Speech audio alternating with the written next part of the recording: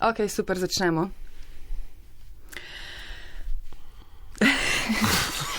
Se mi zdi, da mi je malo nerodno. Prva v sezoni. Že toliko časa to delava.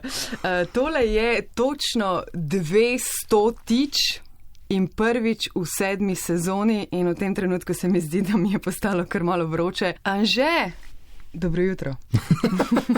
Ali dober dan, Maruša, ali dober dan. Podcast je, podcast. Si kaj nervozen? Ne. Dobro, v redu. Mislim, lahko bi priznal po vsem tem času, ko se že tako dobro poznamo. Ok, Val 202. Play od bita do bita. Maruša in Anže z gosti o sodobnih tehnologijah. Dobrodošli, to je še vedno podcast od bita do bita. Mi da smo Anže in Maruša. Hitro je minilo, čeprav se dolgo nismo slišali, ampak nismo pa čisto odklopila. Hvala za vse, predvsem maile, potem sta tukaj še Instagram in Twitter, kjer redno komunicirava s poslušalci. Skratka, dobrodošli tudi v 7. sezoni s kritikami, predlogi, željami, razmisleki, pomisleki in tako dalje. Anže, kaj odbitega te je ziritiralo to poletje ali navdušilo ali pritegnilo tvojo pozornost? Ko to snemamo, je bil ravno nov Apple dogodek, kjer so predstavili nove iPhone, tako kot vsako leto. In sem zelo zadovoljen z mojim nakupom lansko leto. Ker se je zgodilo točno to, kar sem napovedoval, in ko sem lani kupil 13 Pro, sem rekel, ta bo pa dolgo zdržal, ker naslednje leto bojo seveda začeli reciklirati čipe in letos v 14-ici, ta navadni, se pravi ne Pro, je enak procesor, ki v mojem 13 Pro je zelo zadovoljen. Tako da, to me je in malo ziritiral in malo navdušil. No. Jaz sem spet zadovoljna z vsemi tviti, memi, šalami, videi na račun Apple dogodka, ki mi vedno v istem večeru polepšajo večer in dan. No. Ja, ker že spet imajo to hibo, da izumljajo toplo vodo in jo prodajajo kot pač narezan kruh. Marketing je več kot pol izdelka, ja, ponavadi. Jaz sem sicer v minulih mesecih v domačih medijih spremljala, tudi v domačih tokratno, spremljala predvsem temo, ki jo bova odprla. Veliko se je namreč čez poletje govorilo o tem, kar sva že midva načenjala v minulih sezonah. To je slovenščina v tehnologiji, tehnologija pa ponavadi ni slovenska.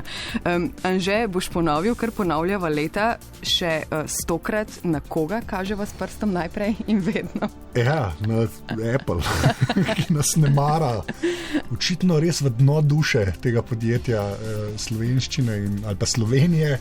S tem, da zdaj imajo vedno ta izgovor, da Apple Plus pa ima slovenske podnapise, tako da zdaj je to mogoče malo manj jeze, ampak res zelo malo manj jezeno. Ne bomo odnehala, to je zdaj postala že glavna stvar, tako da nič manj jeze, zelo veliko jeze na Apple, ampak bova pokazala danes prstom še na Netflix, naprimer, in ostale korporacije.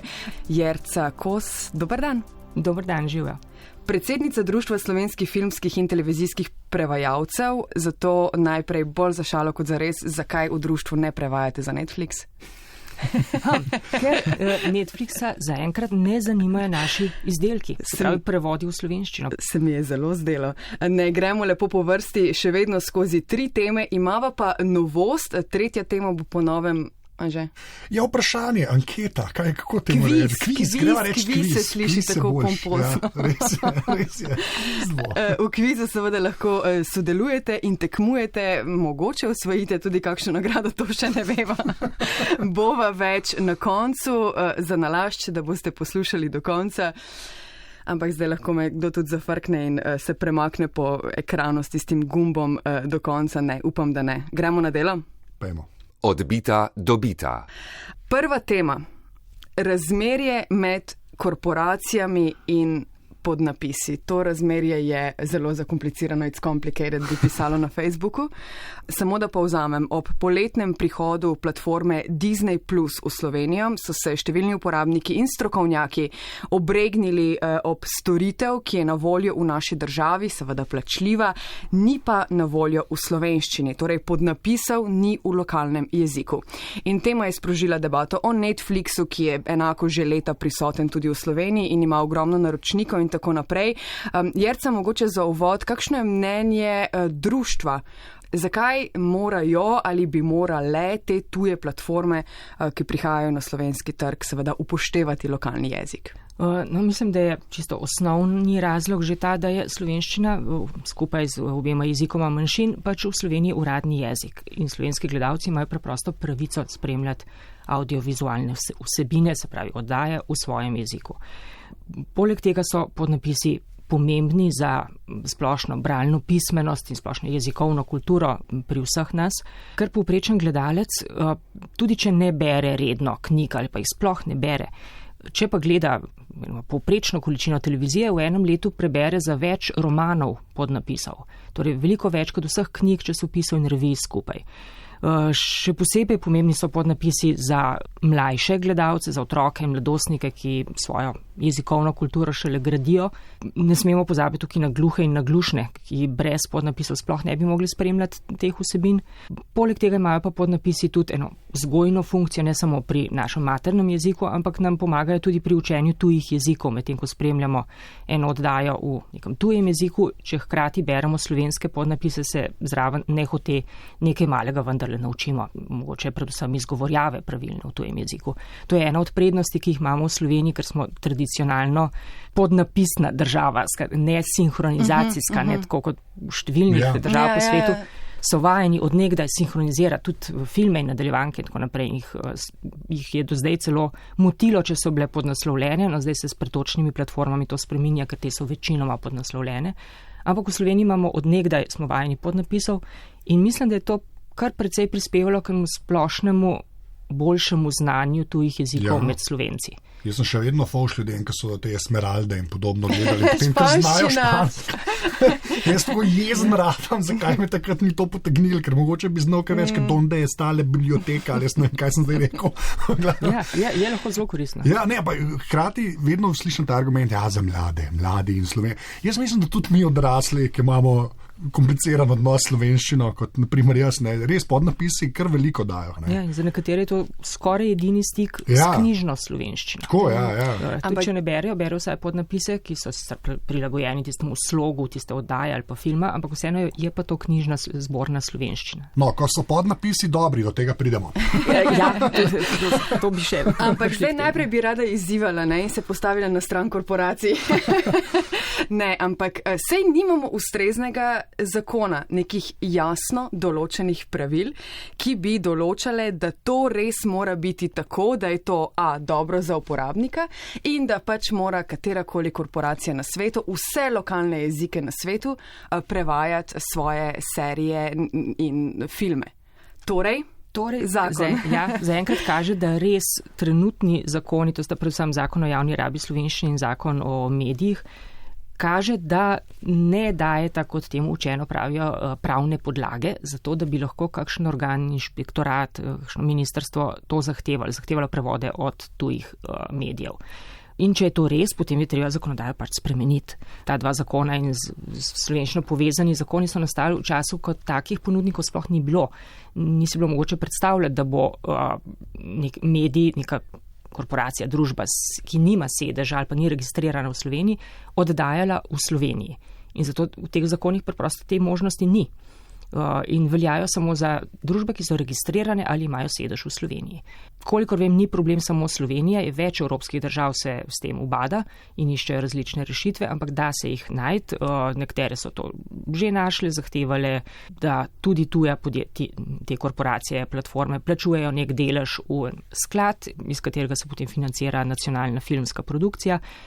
In to lahko se pa ta produkcija pokrije tudi s prevodi vsebin, ki jih predvajajo v lokalni jezik. Skratka, to je ena od možnosti. Katera država, na primer? Španija. Pred kratkim to uvedla in zahtevala tudi prevode ne samo v španščino, ampak tudi v ostale uradne jezike. In za Galici. Nas je malo, njih je pa 7. Pač, ne sam karikiram, ampak tako, da se vidi, da se da tudi za konkretno manjšo populacijo. Galiciščino, naprimer, govori 750 tisoč ljudi, to je 6 v primerjavi z kakšno drugo večjo državo. Prej si rekla, da zakon je bo res sprejet. Napredno smo si lahko predstavljali, da bi se to dogajalo.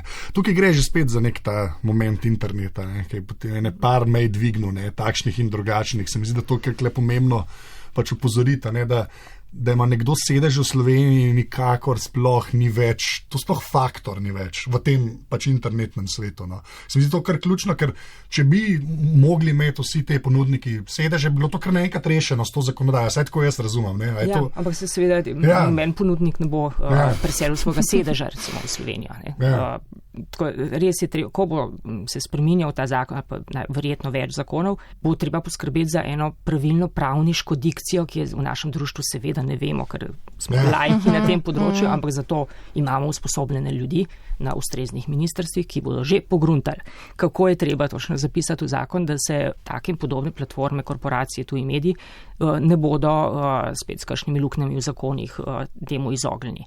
Ampak jaz sem pripričana, da to se da seveda najti rešitev in verjetno bi lahko tudi dosti hitro bila sprejeta, ker si ne predstavljam kakšne stranke parlamentarne, ki bi lahko čemu takemu nasprotovala. Sem pripričana, da so vse za to, da se za materni jezik na televiziji, na ekranih. Večna težava, ko se človek ukvarja s temi res ogromnimi korporacijami, velikani, je najti sploh sogovornika oziroma nekoga na drugi strani, ki bo pogledal mail, dvignil telefon, haha. Pogledal mail, mogoče je zdaj že zelo arhaično, po svoje. Zdaj pa, če mi prav razumem, vi ste pa dejansko pisali Netflixu kot društvo. In kaj je nekdo to videl in odgovoril? To je bilo zelo po uvinkih, ampak smo prišli do Netflixa in sicer preko naše krovne Evropske zveze, ki se imenuje AVTE, Audio Visual Translators Europe. Vsa društva, kot je naše, ne vsa, ampak veliki iz 22 držav, smo združene v to krovno zvezo.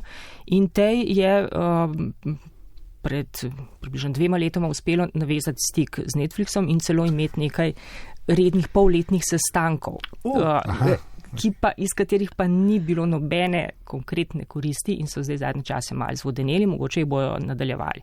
Ampak na enem od teh sestankov pred letom in pol smo preko naših kolegov iz te krovne zveze uspeli dostaviti Netflixu en dopis našega društva, v katerem smo samo prijazno vprašali, kakšne načrte imajo s prevajanjem v slovenščino, ali bo to v kakšnem doglednem času na voljo. Da podpis smo podkrepili z podobnim dopisom dr. Kozme Ahačiča, direktora Inštituta za slovenski jezik Frana Ramovša, z vodjo službe za slovenski jezik na Ministrstvu za kulturo Markom Jenštrletom, ki sta priložila vsak svoj dopis v tem istem slogu. In po približno mesecu dni smo dobili odgovor od Netflixa, zelo kratek in zelo splošen, da seveda kar naprej se širijo na nove trge. Pa ste PR odgovor dobili, pa ste dobili, mi smo tako veliki, širimo se, delamo na tem. Delamo na tem, nam je zelo veliko do tega, da ponujamo vsem gledalcem storitev v njihovem jeziku in delamo na tem. Tako, se mi zdi, da to se res podcenjuje, ker internet na eni strani je res tako neverjetno orodje za komunikacijo, potem pa to, kar bi ta podjetja res mogla znati početi, saj komunicirati, pa ni. In meni je žalostno slišati, da ste mogli po taki poti. Pa vi ste tako društvo, ne govorim zdaj o enem človeku, da ste Jerca je pisala. Ne pisali kot društvo. Saj neka entiteta je, pa ministrstvo je bilo zraven, pa po enem mesecu dobite PR odgovor nazaj. To je toliko žalostno, pa kle res ta jeza je čisto pravičena do teh podjetij. To hočem reči, se mi zdi, da ne sme nas biti sram, biti jezni na te korporacije, ki nas pač ne marajo, enostavno drugega več lahko uporabljati. Ampak na drugi strani se mi tudi ne zdi najbolj fair, da pač to pobudo mora prevzeti ali zdaj društvo televizijskih in filmskih prevajalcev ali skupina državljanov ali en posameznik ali en sam ali 2 uporabnika storitev. Torej, kaj bi mogli prevzeti to pobudo država, bi morali pisati protestna pisma najprej ministrstvu, pa oni naprej tem korporacijam. Pritiskate zdaj na koga, ker se je sestava ministrstva na kulturi zamenjala? Ali vse hkrati, na več frontah. Po eni strani mora država poskrbeti za to zakonodajo, zgleda, da bo potrebna sprememba, torej to bi bila naloga ministrstev in države. Gledalci, mislim, da tudi lahko veliko naredijo s tem, da se stalno in nenehno in zelo nadležno pritožujejo tem ponudnikom, kar tudi ni enostavno, ker nekateri imajo recimo gumb, klik na svoji spletni strani, kjer lahko gledalec se pritoži nad čemarkoli ali slabim prevodom ali pa sploh odsotnostjo prevoda ali karkoli. Ni zelo jasno, kam gre tisto sporočilo, če sploh kam. In koliko različne te platforme, različni ponudniki jih različno upoštevajo. Nekateri sploh ne odgovarjajo, nekateri odgovarjajo, pa se pa nič ne zgodi. Zelo različno, ampak skoraj vsi imajo nek kanal tudi za pritožbe gledalcev in to bi se verjetno splačalo zelo množično početi. Potem izpostavljanje tega, to, kar se v zadnjih mesecih v Sloveniji dogaja, kar smo videli zelo veliko objav, ne samo v medijih, ampak tudi na družbenih omrežjih, čim več o tem pisati, čim več to širiti in jih, mogoče malo pretirano, jih sramotiti, ampak ja, zgleda, da je to skoraj edino, kar jim res pride do živega. Ja. Bolj kot mogoče neko uradno pismo in inšpekcije, ne države ali pa ministrstva, neko širjenje, govorjenje v njih v ne najboljšem smislu. Pa še praksa odprej, ne, ko imamo eno od dveh podjetij ali pa treh, ki sploh delajo recimo operacijske sisteme za pač katerekoli naprave, ne, ki za slovenščino že zdaj obstajajo že 40 let, ne, pač, kada še niso slišali. Ne. To je pač Apple, to smo že na začetku menili, pa ne zdaj, da bi to pogreval, čeprav je tudi treba. Ne. Ampak jaz tle ne vidim potem optimizma. Ne. Tukaj zdaj govorimo zelo na narekovajih le o podnapisih. Mi imamo pač platformo, ki tudi že spet se prodaja pri nas. Ne. Maca lahko kupaš, iPhone lahko kupaš, ne samo to, lahko kupaš pri operaterjih, ne, ki so slovenske podjetja načeloma, saj sedeš tukaj, ne, pa nima slovenščine. Ne. Si rekli, je treba pritisk pa sramoti, saj tam se jih sramoti že 30 let. Praktično pa nič ne pomaga. Ne. Zato nočem biti pesimističen. Sam eden od kanalov. To je eno od možnosti druga. Ampak hočem sam pokazati, kako težko, ne, in sogovornika dobiti, da ga pa lahko sploh sramotiš, kot samo ne v eter, ne, interneta meta. Na splošno. Netflix na splošno, pa Disney Plus na splošno. Tako, ampak jaz bi sam kle eno teorijo zarod bi še povedal, no, ki se mi zdi, jaz verjamem vanjo.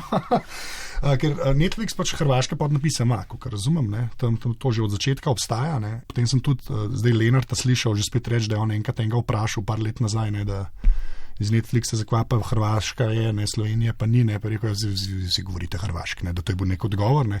In jaz mislim, da vemo, odkje to prihaja, pač in to je že spet od Apple, ne, ker je tam nekdo odprl iPhone, pa je pogledal, katere jezike lahko zbereš, ne, in Apple dejansko hrvaščino podpira, ne, in je to, ne. Misliš? Jaz mislim, da jim sledijo. To je sicer teorija zarod, jaz mislim, da je to zelo verjetno. Zelo možno. Jaz mislim, da je to tako verjetno, da je zelo verjetno so ti razlogi zelo banalni. Ja. Jaz mislim, da je banalno, zato ker jaz tukaj tam se mora sam sestanek zgoditi, pa se to spremeni, ampak do tega sestanka, da pride pa pol ta sramotenje, iskanje sogovornika, pisma in zakoni in vse ostalo. Ampak tam se mora samo sestanek zgoditi, ker Apple je to dokazal s tem, ko je Apple Plus podprl slovenske podnapise. Meni se to zdi, to samo pomeni, da ta sestanek se je zgodil. Ja, vsi ostali pa ne.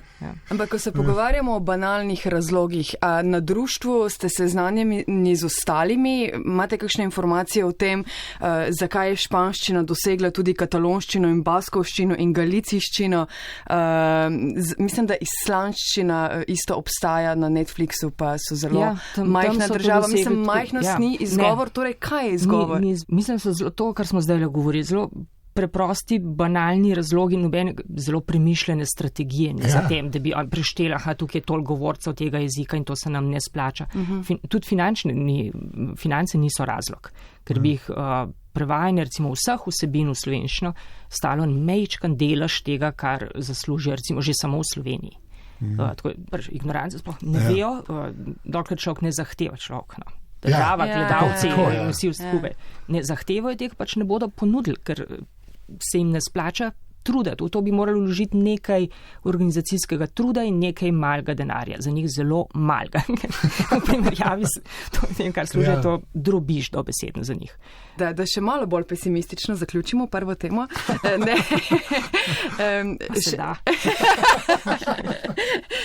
Še ena sveža informacija, namreč v začetku septembra sem brala novico, da v letu 2023 tudi v Slovenijo v sklopu trgov Srednje Evrope prihaja platforma oziroma Sky Showtime vabijo z uspešnicami, kot so filmi Top Gun, pa Jurski park, Minioni in tako naprej.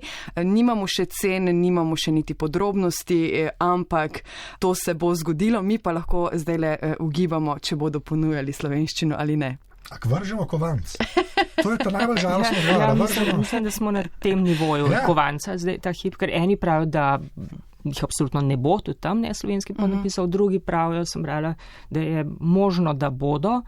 In sicer zato, ker namerava ta platforma ponujati predvsem filme Paramounta in Universala, ki jih že ima prevedeni, skratka so v njeni lasti teh distributerjev in bi jih lahko uporabljali, ker so njihovi. Ampak enako se lahko reče za Disney+.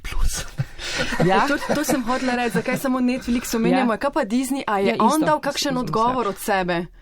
Glede slovenščine, če se jaz vem, ne. Jaz to nisem nad zasledil. Dajmo sam še direktno povezavo, naprej gremo na drugo temo, vzpostaviti med vašim društvom, pa temi podnapisi. Vi se nekje, mislim, vi z HBO-om nekje imate neke stike, recimo, kam ima slovenščino, pa z Apple Plusom. Stike v smislu, da nekateri slovenski prevajalci pač delajo zanje. Tako, na ta način. Neko društvo nimamo nobenega stika. Ampak hoče reči, to so človeške naveze. Niso zdaj oni, ki je ameriška korporacija v Ameriki živečega Slovenca našli. Ne, seveda ne. Zaradi tega, ker to že spet podjetje, ki potem operira v Sloveniji, bi podprlo to dejansko delo prevajalcev. Mislim, to je treba povedati. Posrednikov ampak nekdo, ki tukaj dela, to bi plačan bil za to. To je pomemben vidik tega. Nočem zdaj sam, da ne bomo izpadli, mi sam hočemo podnapise, da se, to bo druga tema zdaj razdelala, ne se zgodijo. Hočem reči, to je direktna povezava s prevajalci, ki delujejo v Sloveniji. Bo tudi zaslužek, ver zaslužka kakšni so, se lahko pol pogovarjamo. Zelo slabi, pa bi bilo nekaj novih verov. Tako, zaradi tega. Tudi zato je to pomembno, da ne bomo samo ostali na tem nivoju, kako je slovenščina pomembna za slovenski narod, da zakaj nam Netflix ne da. Gre tudi zato, da pač to je obrt, ki jo nekdo tukaj prakticira in bi bil pač nov ver zaslužka. Se mi zdi to pomembno reči. Tudi, čeprav nismo pa, življenjsko odvisni od teh platform, ker je audiovizualnih vsebin pa v vsakem primeru toliko, zadnja let in zmeri več jih je, zmeri več jih bo, tako da dela nam ne bo zmanjkalo, sigurno ne. Bi bilo pa prav, da so res vse te platforme tudi prevedene, ker konec koncev so tiste, ki zdaj nimajo prevodov, pravzaprav nelojalna konkurenca drugim, ki pa se trudijo za to in nekaj denarja vložijo v to, da imajo prevode. Te pa zdaj služijo enako ali več svojo naročnino, pa ponujajo manj. To je verjetno, mogoče tudi za tržno inšpekcijo, kakšno vprašanje. Ker dejansko gre za pomanjkljivo storitev. Mislim, dobesedno je za pomanjkljivo storitev. Po mojem mnenju je to premalo, da oni opozorijo z neko zvezdico na koncu v drobnem tisku, preden človek plača naročnino, tam piše, je brez prevoda. Saj veste, kaj se kupi. Ste obveščeni. Po moje je premalo, ne vem. Ampak, če bi si premislili, Jerca, imaš seznam ljudi, ki jih pokličeš, če Netflix v tem trenutku želi prevesti vse v slovenščino. Pa rečeš, gremo delati. Ne bodo vprašali društva, nažalost preko posrednikov in prevajalskih agencij, ki potem najdejo prevajalce, ki delajo za nje. Društvo ni namenjeno posredovanju dela, tega niti ne smemo početi, ker nismo za to registrirani. Ampak seveda prevajalcev in dobrih prevajalcev je v Sloveniji več kot dovolj in bi mirno lahko tudi te ostale platforme prevajali, ki jih do zdaj ne. Da ne bo to izgovor, da se premalo ljudi prevaja. Nekaj neumnosti. To je super izpostavljeno. Jerca, imaš ti kaj v zapiski, ker smo pozabili omeniti, pa je pametno povedati. Zdaj, ko imamo možnost poudarjati pomen podnaslavljanja tudi v slovenščini, tej mali državi s tem malim jezikom. Ampak mi imamo 9 ljudi, ne 7, tako kot baski. To, da majhnost res ni razlog, kot smo jim omenili, da recimo pri Disney Plus je to še bolj očitno te nenavadnosti. Ima prevode v bosanščino, črnogorščino.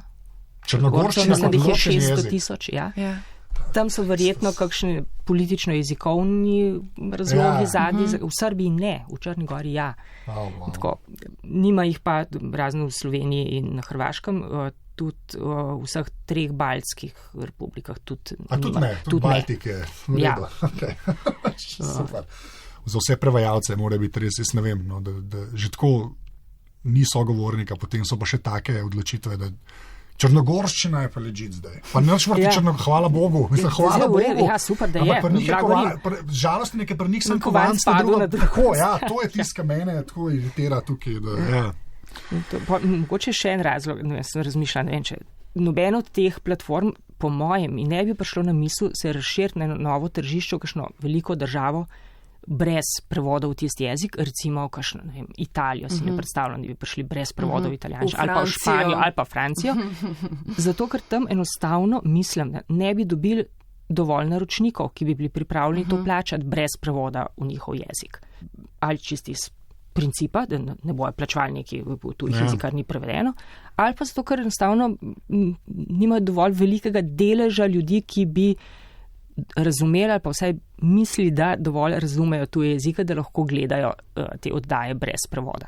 Pri nas imamo pa to, ne vem, ali srečo, ali po tem primeru smolo, da je kljub temu, recimo pri Netflixu, mislim, da po dostopnih podatkih ima 95,000 naročnikov v Sloveniji, je 95,000 Slovencev, ki menijo, recimo, če to je ena družina, ne krat. Vsi delimo gesla, ne samo družina. Torej jih je mogoče 500,000. Ki menijo, da to ni problem, če ni podnapisal, ker bojo dovolj dobro razumeli večino oddaj, da se jim to splača. To so v bistvu tisti zemljevidi, ki krožijo po internetu, koliko delež ljudi, ki zna angleško po državah, to nam tle škodi. Jaz mislim, da bi se neko Španijo, kjer res znanje tujih jezikov predvsej šepa, da bi tam se jim to sploh splačali tja pridati, ki malo ga vložiti v to, da tam predvajajo svoje vsebine, ker ne bi dobili dosti naročnikov. Je nič bojkot. Počasi bomo prišli odbiti do vseh tehnologij na svetu, ki niso v redu. Se mi pa zdi zdrava ta, tako kot si prej rekla, Jercek si rekla, z Francozi mogoče pa iz principa ne bi, ne, se to zdi kar zdravo v teh primerih, ker se mi zdi, da drugače ne gre, ne. Hkrati pa potem in ministrstvo, da svoje delo prav, pa tudi uporabniki z nekim, ne, mislim, res je, tako van smetati je res čudenje, no. Pri seveda internetu še enkrat, ki je tisto orodje, ki res poveča komunikacijo in pretok informacij, ne, kar je noro. To je noro. Odbita, dobita. Gremo še k eni temi, ne daleč stran od prve, k strojnemu podnaslavljanju ali in prevajanju. Jerca, boš povedala, kakšna je razlika. Verjetno preveč stereotipno si predstavljam, da ko se govori o strojnem prevajanju nekega filma ali serije, da imamo robote namesto ljudi, ki te serije gledajo in jih simultano prevajajo v več jezikov in potem prevajalci izumrejo. In društva televizijskih in filmskih prevajalcev ne potrebujemo več. Kaj naj si razlagamo pod strojno podnaslavljanje ali pa prevajanje? Kako blizu smo? Strojno prevajanje na splošno, če govorimo o vseh področjih prevajanja, recimo tudi v tehničnih besedil in vsega ostalega ali pa knjig, literarno prevajanje. Strojno prevajanje že dolgo obstaja, je lahko zelo uporabno in zelo koristno za nekatera področja prevajanja, recimo tam, kjer se besede ali pa stavčne strukture zelo ponavljajo in je zelo važno, da je zmeraj enako prevedeno, naprimer v kakšnih pravniških besedilih, tam so lahko prevajalcu zelo v pomoč. Po našem mnenju pa zdaj na taki stopni, kot je do zdaj razvito strojno prevajanje, še ni uporabno, jaz osebno dvomim, da kdaj zares bo, za kakršnakoli umetniška ustvarjalna besedila. Torej niti za književno prevajanje, niti za audiovizualne, se pravi za oddaje. Iz enega preprostega razloga, ker filmi, nadaljevanke, skratka vse oddaje, imajo sliko in zvok. Računalniški program prevajalski povzame samo besedilo, tisti zvok lahko pretvori v pisano besedilo ali povzamejo kar recimo scenarij, dialoge in tisto prevedejo, kot da je to eno besedilo ali pa knjiga ali pa članek. Ne more pa računalnik upoštevati vsega ostalega, slike, vzdušja v tistem filmskem prizoru, mimike, kretanj igralcev, ne ve, za katero recimo zgodovinsko obdobje gre. Lahko en izraz prevede z enim sodobnim slengom, ker računalnik ne vidi, da se to dogaja pred 400 leti, recimo. Ne vidi recimo razlike med dvojino in množino, ker ne vidi, koliko igralcev je v tistem prizoru. In take podrobnosti, kup jih je. Iz vseh teh razlogov mislim, da ta hip za prevajanje televizijskih oddaj, audiovizualnih vsebin, kot jim rečemo, ker to vse zajame, strojno prevajanje še ni primerno. Je pa lahko zelo uporaben en del računalniškega prevajanja, določena orodja, ki bi jih prevajalec lahko samo vključil ali pa izključil po potrebi, če se mu zdi, da so tisti hip za tisti prevod tisto, s čimer se ukvarja, lahko koristna, da mu recimo predlaga sinonime, da recimo, če želi prevajalec samodejno dokončevanje besed, ampak to bi moral prevajalec po našem mnenju imeti možnost, da to uporabi ali pa ne, vključi ali izključi. Jaz vem, da je tebi to samoumevno, ampak to je konkretno avtorsko delo, je prevajanje. Dajmo sam kle se ostati, da ne bo izpadlo. Jaz vem, da meni je tudi to zelo jasno, ampak se mi zdi, da včasih obstaja ta občutek, da se sam prevod, ne. Pa ni, ne. Zato mi zelo poudarjamo, da stvaritve, ki so avtorsko delo ljudi, kot so recimo filmi, tam je vloženega ogromnega avtorskega dela, cele filmske ekipe, dela, nadarjenosti, denarja, ogromno. Skratka, stvaritve, ki so avtorsko delo ljudi, naj prevajajo ljudje, ne stroji. Super. Ker potem pride tukaj še problem avtorskih pravic za prevod enega prevajalca, človeka, je nesporno, da je to avtorsko delo in ima prevajalec na tem delu avtorske pravice. Kle se že postavlja vprašanje, kdo ima avtorske pravice na enem strojnem prevodu. A jih ima tisti prevajalec, ki je mogoče samo popravil prevod? Najbrž ne. Vprašanje, če se sploh kakšen prevajalec pod en strojni prevod, ki ga je mal popravil in sam ve, da je slab, se mogoče ne bi hotel niti podpisati. Prevajalci tudi poudarjate oziroma opozarjate na to, da je slab prevod celo težje popraviti, kot ga kaj prevajati od začetka in zato je tudi nehvaležno popravljati za strojem. Zelo. In to je en od velikih problemov tega strojnega prevajanja na našem področju, ker bi namesto, da bi lahko bilo, kot rečeno, zelo koristno, ga nekateri posredniki prevajalske agencije usiljujejo prevajalcem. Skratka, jim pošljajo že narejen strojni prevod in zahtevajo, da ga mal popravijo. In jim s tem izgovorom plačajo bistveno manj. Nekateri ponudijo samo tretjino običajne cene za prevod, češ da bojo prišparili toliko časa. Kar ni res, ker je lahko zelo zamudno. Ali pa po drugi strani prevajalec reče, če sem plačan samo toliko, bom pa popravil ravno toliko, kolikor je nujno, bo že v redu, za to ceno ne moram porabiti več kot toliko časa.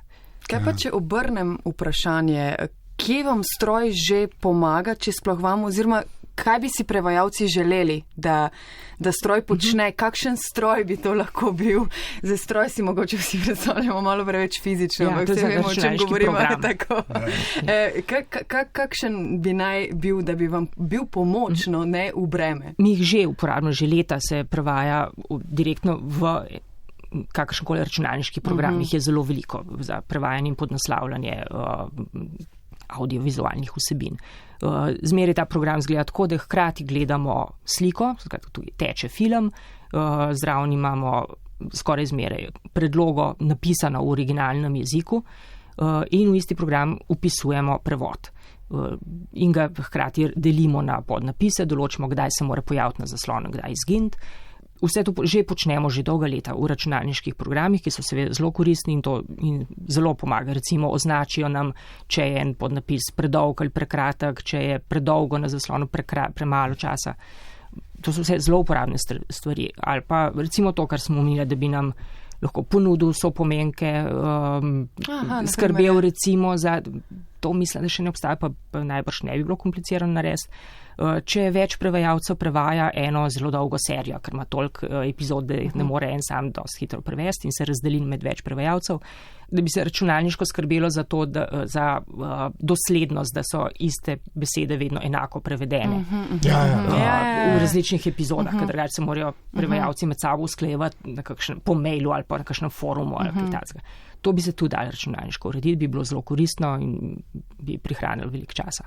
Torej ne sedite na kavču, gledate televizijo in pišete v Wordov dokument.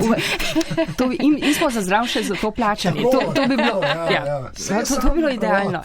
Si samo tipkate v drugem jeziku. Je pa res, da zdaj mogoče ne, jaz nimam več izkušnje, ampak mogoče zdaj, če gremo 10 let nazaj, imamo pa kar, smo bi bili vsi deležni vsebin, ki so bile pridobljene na, bom rekel, ilegalen način, to mislim, da lahko rečemo, in prevode, ki so prišli tam zraven. Tako da se mi zdi, da ljudje, kar imamo izkušnje s slabimi prevodi, in ne samo slabimi prevodi, bom kar tako rekel, slabimi podnapisi, kjer zdaj jemljem in prevod in potem umestitev podnapisa na sliko.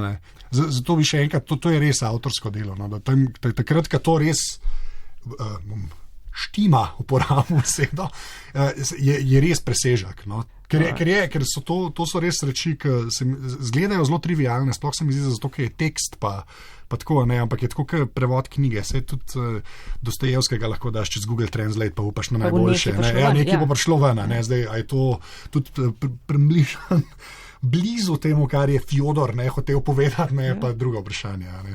Jaz opažam, no, to je zdaj zelo moje mnenje, ampak da se to zelo podcenjuje, ne, da se pač vaše delo, zdaj govorim za prevajalce. Dobesedno zavem se podcenjuje, tarife so zelo nizke in to že več kot 10 let niti s kakšno inflacijo se ne usklajuje, obratno padajo.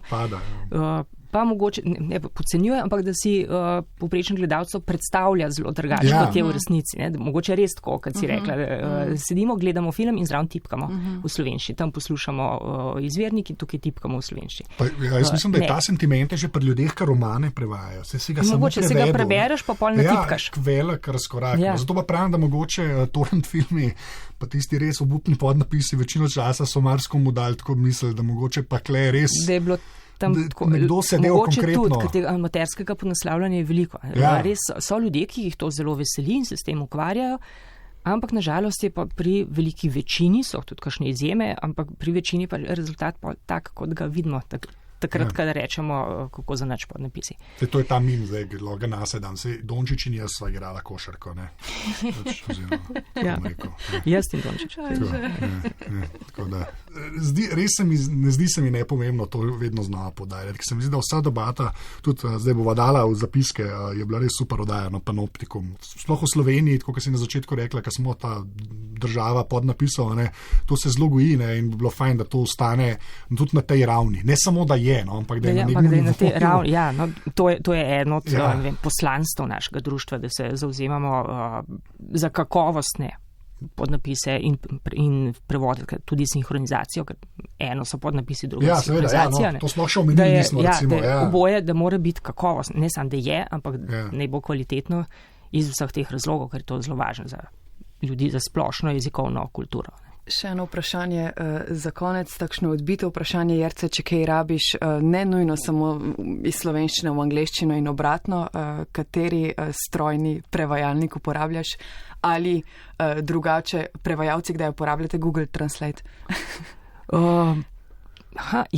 Tudi v profesionalnem življenju zelo redko, recimo, se zgodi, ampak to je zelo nišni primer. Včasih dobimo pri kakšni oddaji, ponavadi so to dokumentarci, ki so narejeni v enem jeziku, recimo osnovno v angleščini, nemščini, francoščini, in ker se dogajajo, ne vem kje po svetu, tam intervjujejo razne ljudi, lokalce, ki nekaj razlagajo v svojem jeziku, ki ga recimo prevajalec ne pozna, ker je resen čist. Recimo eksotičen jezik.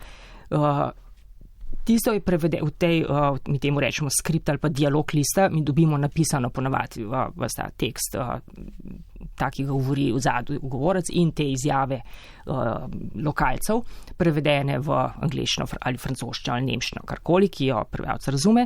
Zraven je pa včasih tudi v originalnem lokalnem jeziku napisano, kaj je ta človek rekel, ampak tistega sploh ne razumemo.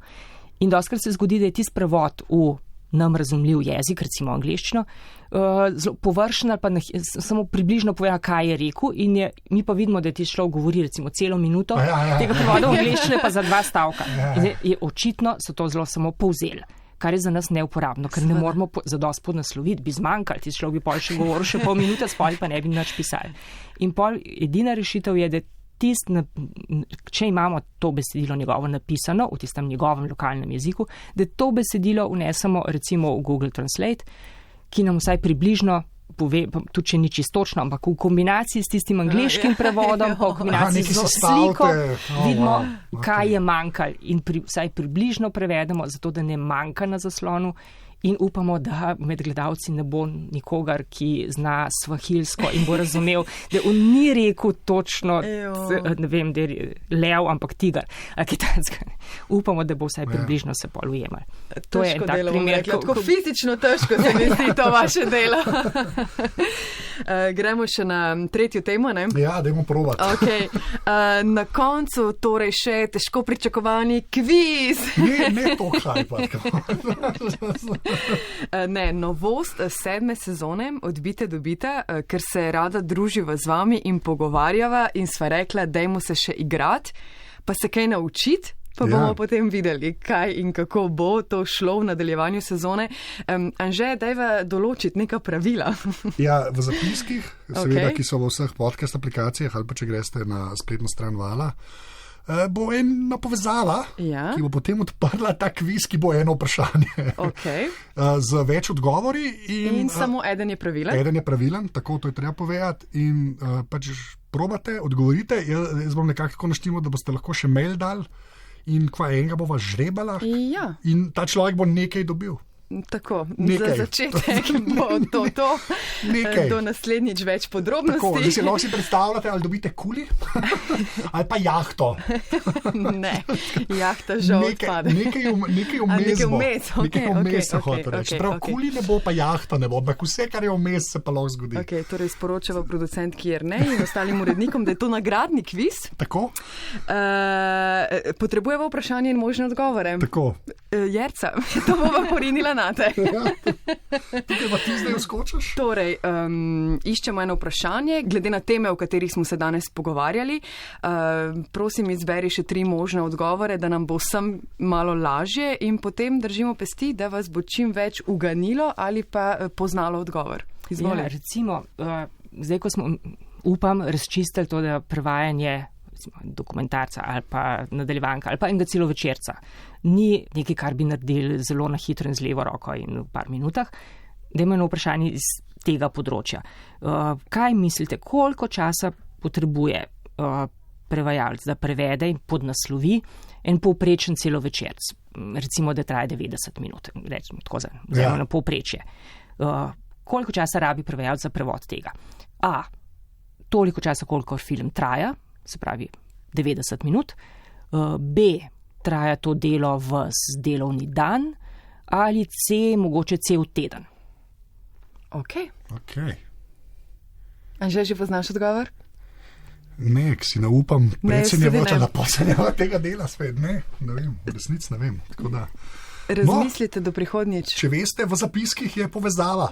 Do kviza, odbitega kviza, bomo tako rekla. Odbit kviz, tako. A, B ali C. Se veseliva rezultatov.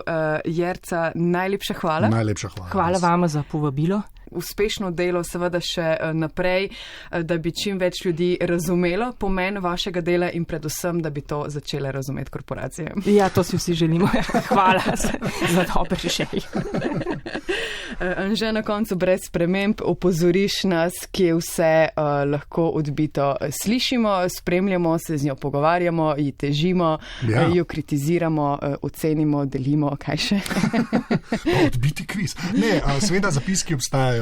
Tam bojo povezave do vsega, kar smo se danes pogovarjali, tudi do odbitega kviza, pa ne bo res ok. Sicer pa seveda valjda.si pošiljnica odbita. Hvala vsem, ki dajete v cene v Apple Podcast, to zdaj je začetek sezone, če še niste dali, dajte jo, da je že spet malo požene, tam tudi algoritem, že spet mega korporacija z veliko sogovorniki. Pa odbita afna.rtv.si, na e-mail, ki ga potem bereva in odgovarjava, in hvala za vse predloge in kritike in vse ostalo, več ali manj. Lahko obljubiva, da pošljeva kakšno pismo v 7. sezoni? Ja, pa tudi odbito pismo obstaja in je tudi povezava v zapiskih. Tako. Jerca Kos, najlepša hvala. Se slišimo še kdaj. Čau. Hvala vama, Dija. Čau.